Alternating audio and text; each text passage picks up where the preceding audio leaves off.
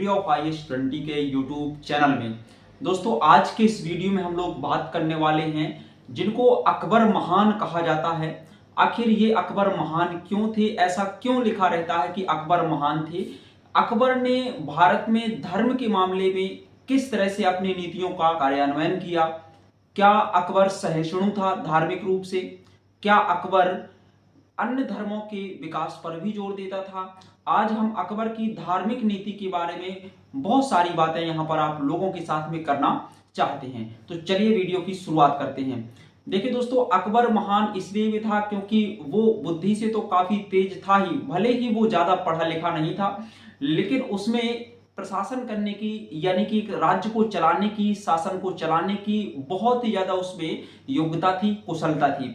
और इसीलिए दोस्तों इतने लंबे समय तक 1556 से लेकर के अकबर का जो जीवन काल है, लंबे समय तक वहां से राज्याभिषेक होने के बाद जो है ये 1605 तक लगभग ये लगातार शासन चलाता रहा।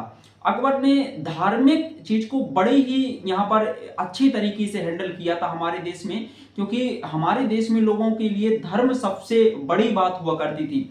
भारत के लोगों का धर्म भर नष्ट ना हो, बाकी चाहे जो कुछ हो जाए, उन्हें धर्म से बहुत ज्यादा मतलब रहता था। और ये प्राचीन काल से लेकर के आज भी आप इन सब चीजों की एग्जाम्पल देखते चले आ रहे होंगे कि हमारे देश में धर्म को बहुत ही ज्यादा महत्व दिया जाता रहा है। और अकबर ने शायद इसी बात का बहुत ज्यादा फायदा भी उठाया।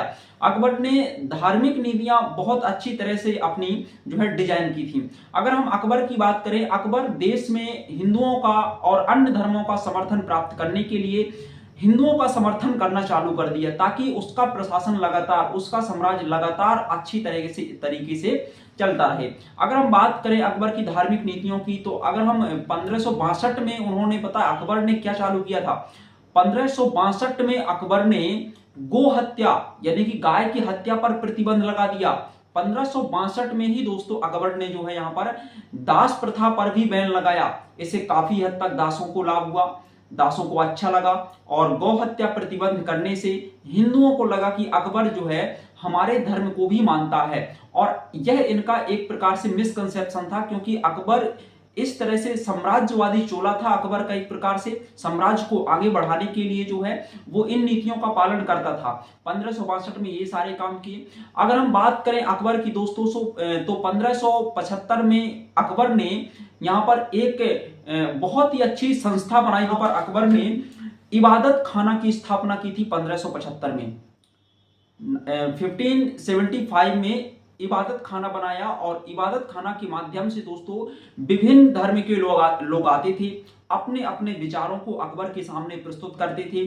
बहुत सारे विद्वानों को आमंत्रित किया जाता था इबादत खाना में, और अपने अपने धर्म की खूबियों को, अपनी अच्छाइयों को लोग बयान करते थे, बताते थे। लोगों को बड़ा अच्छा लगता था कि यार अकबर जो इतना बड़ा राजा है पूरे हमारे दिल्ली का, यानी कि पूरे देश का, और ये इतने अच्छे तरीके से सभी धर्म के लोगों की, सभी धर्म की बातों को सुनता है और उनको महत्व देने की कोशिश करता है।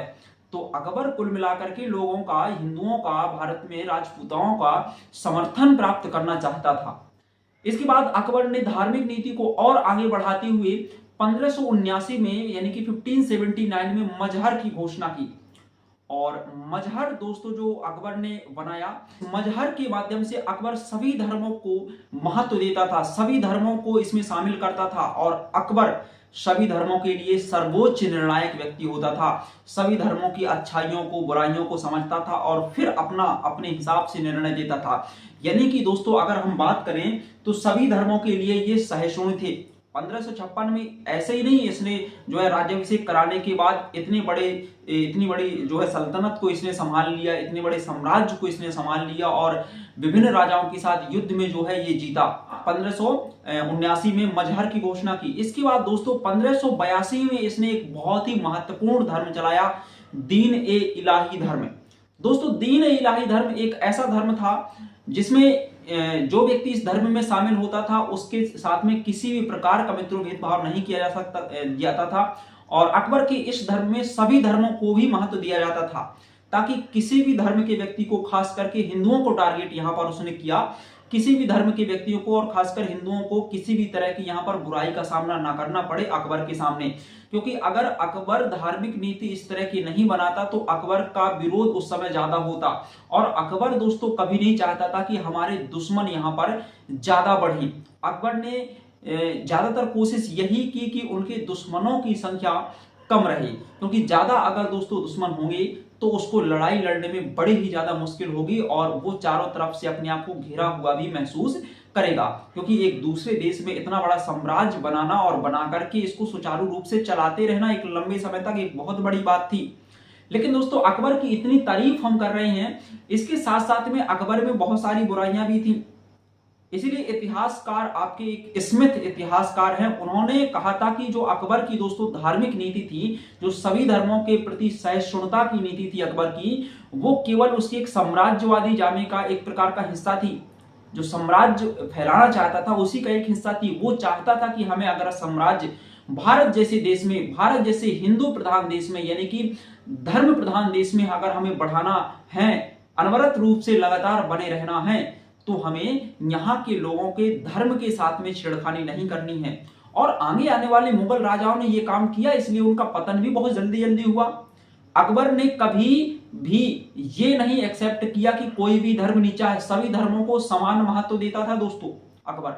लेकिन इसके साथ साथ में इतना कट्टर भी था कि कभी भी किसी भी हिंदू साम्राज्य को उसने नहीं छोड़ा, चाहे वो राजपूत हों, चाहे वो भारत में दूसरे धर्म के लोग रहे हों, या फिर हम बात करें हिंदू, तो सभी को इसने, सभी धर्म के राजाओं को इसने लूटा, सभी धर्म के साम्राज्यों पर इसने आक्रमण किया, सभी को अपना बनाने की यहां पर कोशिश की और सभी पर बराबर रूप से अत्याचार जो है दोस्तों इसने, अकबर ने किए थे। अगर हम बात करें अकबर कि ईश्वर ने किस तरह की यहां पर इच्छा रहती थी, तो एकेश्वरवाद था। ये एक ही भगवान को मानता था, कहता था कि सबका मालिक एक ही है और एक ही भगवान को मानने पर यह बल देता था, जो कि भारत के कई लोगों को बहुत ज्यादा ये बात पसंद आती थी।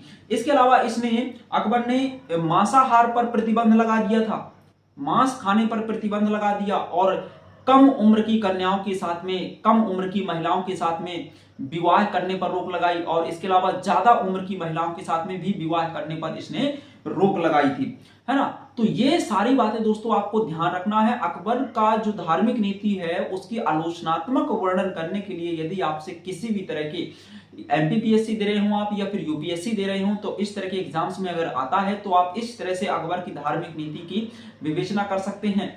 स्मिथ का कथन कि अकबर की जो धार्मिक नीति थी उसके साम्राज्यवादी जामे का एक हिस्सा थी, ये आपको कथन याद रखना पड़ेगा। और इसकी धार्मिक नीतियां जो है, मजहर की घोषणा है, दीन इलाही धर्म जो है इसने चलाया था। तो जिस तरह से इसने अपनी योजनाओं को कार्यान्वयन किया, योजनाओं का, उन सारी चीजों को ध्यान रखना पड़ेगा और उसका मुख्य मकसद क्या था वो भी ध्यान रखना पड़ेगा। अकबर सहिष्णु था धार्मिक रूप से, लेकिन दोस्तों वो कट्टर भी था, क्योंकि किसी भी हिंदू साम्राज्य को उसने नहीं छोड़ा, सभी पर उसने कब्जा किया और सभी को अपना बनाया। तो दोस्तों इस तरह से आप लोग इसका आलोचनात्मक वर्णन कर सकते हैं। मिलते हैं दोस्तों अगले वीडियो के साथ में, तब तक के लिए जय हिंद जय भारत।